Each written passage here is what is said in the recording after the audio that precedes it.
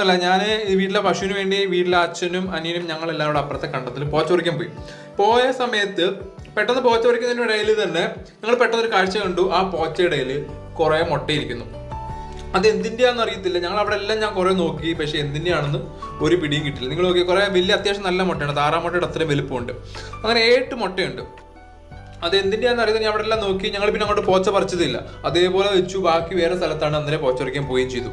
അവിടെ എല്ലാം നോക്കിയിട്ട് കണ്ടില്ല, ഒരു പിടുത്തവും കിട്ടിയില്ല എന്തിന്റെയാണെന്ന്.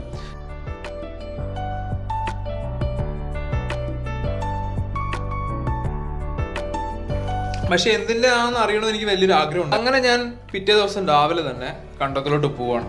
കണ്ടത്തിലോട്ട് പോകുമ്പം നമ്മുടെ വേറെ വയലിന്റെ സൈഡിൽ കൂടെ ഒക്കെ കയറി പോകണം. തൊട്ടടുത്തെല്ലാം കുറച്ച് നടക്കുമ്പം നമ്മൾ സൈഡിലെ തോടും ചെറിയ കനാലും ഒക്കെ കഴിഞ്ഞിട്ട് വേണം പോകാൻ.